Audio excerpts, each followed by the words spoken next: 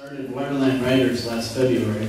She was working on a collection of short stories celebrating the joys and intricacies of living on this beautiful, rich, and terrifying planet. With Waterline now on its feet, she hopes to split her time more evenly between it and her own writing in the coming months. While at Knox College, she won the American Colleges of the Midwest Nick Adams Short Story Prize and hopes to list more prizes or publications soon. But in the meantime, she is teaching The White Page, a one-month fiction workshop here at Water Street Studios, and enjoying every single minute of Waterline Writers. Anne, where are you? I feel like everyone's life is composed of stories, years and years of stories. And I like to think that these stories are recorded somewhere, or preserved somehow, or at least heard by someone. And I hope that there is someone standing at the pearly gates, or guarding the river Styx, or helping transition people into their next incarnation. And maybe there would need to be many someones doing that to handle the stream of humanity coming through. And when their shifts are over or they retire and they sit around and swap stories, maybe this is one that they would tell. Driscoll Page. Remember a man came through here named Driscoll Page, had an invisible hand. Said he lost the visible hand. Lost it, jumped the train. Well, not that particular train. But seeing how riding the rails was his one and only prospect-raising profession them days, he was forced to an early retirement, stranded one-handed in the nearest damn small excuse for a town of Ballou, Illinois. If you was to stroke your wrist, take it gentle, circle it where it's pale and creased, like a child's neck.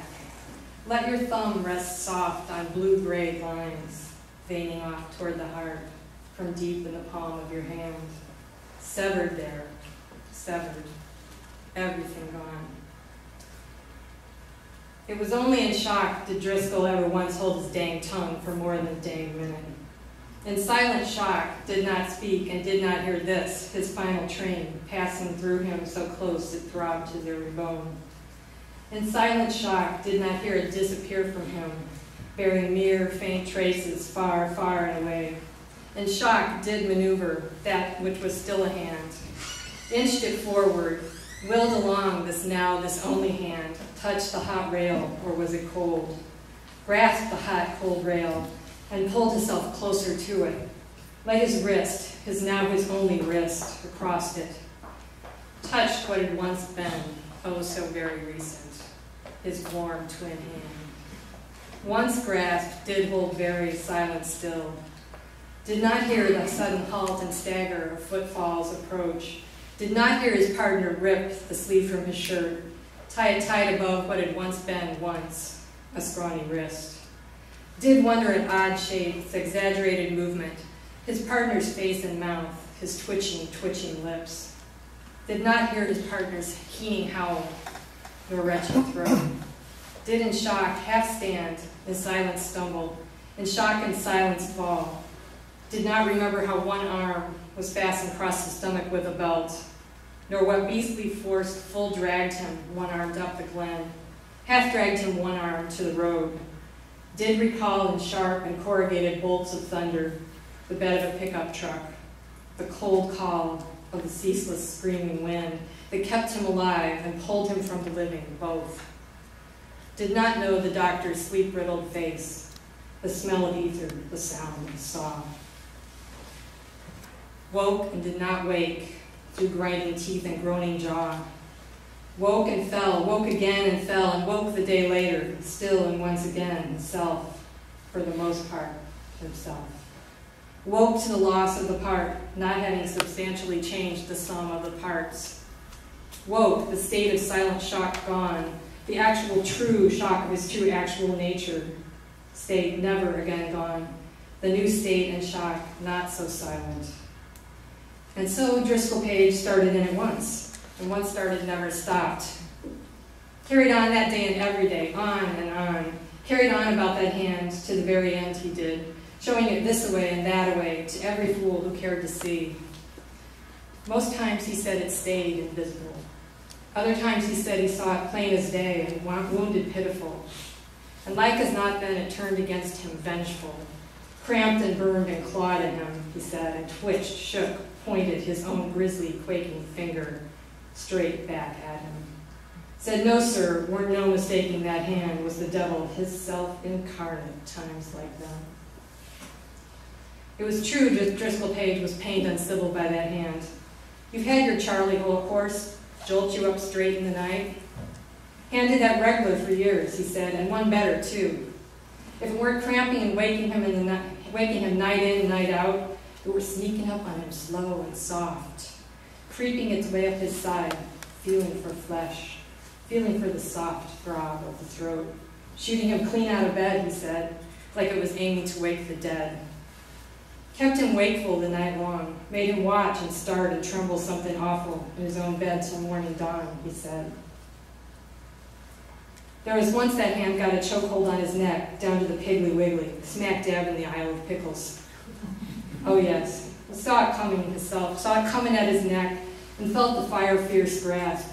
Pulled it off with his good hand, held it down as it fought him, broke crazy loose and clung rigid to his neck.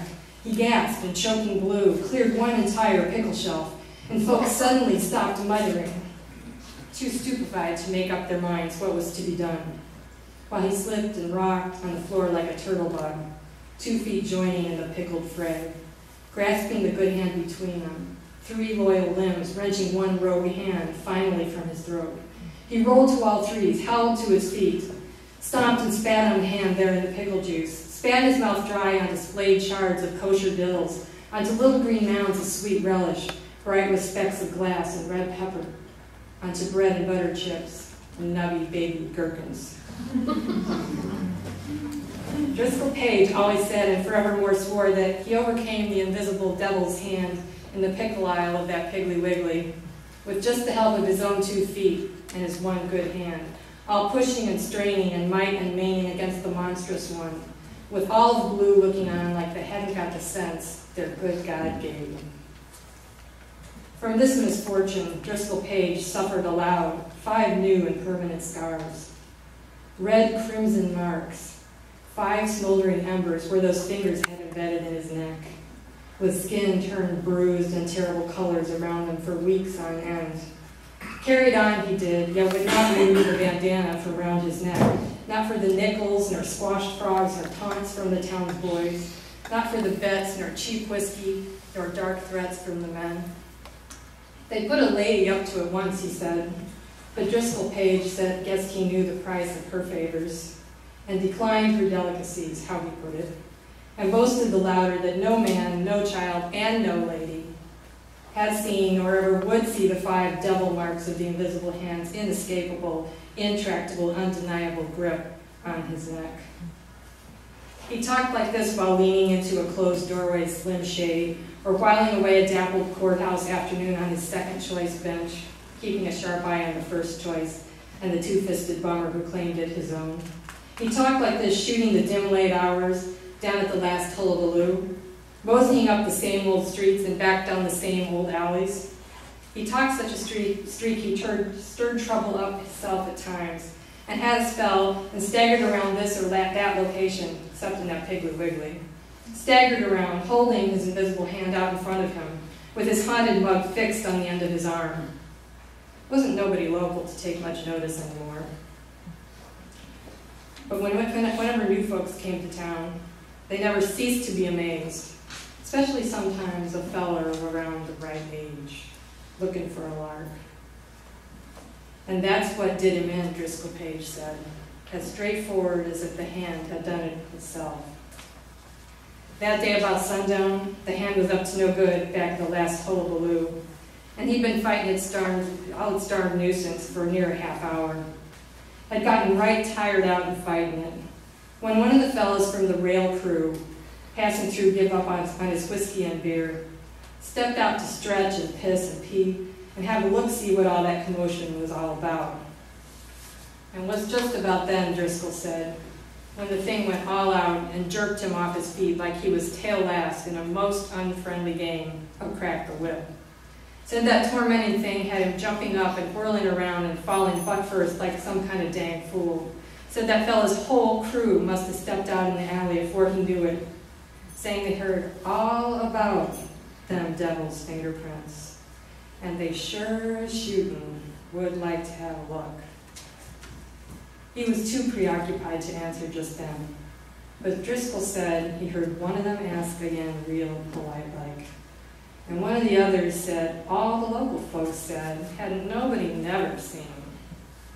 By then Driscoll Page felt perhaps he got the better of his fit for now, so he was picking himself up and dusting himself off and repeating what was only true, that no man, no child, and no lady, when something knocked him into the air, jaw first, and he landed neck crooked on the ground, arms at curiously changing angles back behind him. He was thinking just one thought when he was picked up and jolted again, said Driscoll Page, and that was whatever was hidden. It weren't his invisible hand. There then followed a short, slow time of an eternity, a time in which one hand alone was not enough to right itself, or pray for help, or ward off blows, let alone return one. Last thing he remembered, said Driscoll Page, before passing through here, was fists ripping the bandana from his throat, and the hard, ending silence of the ground.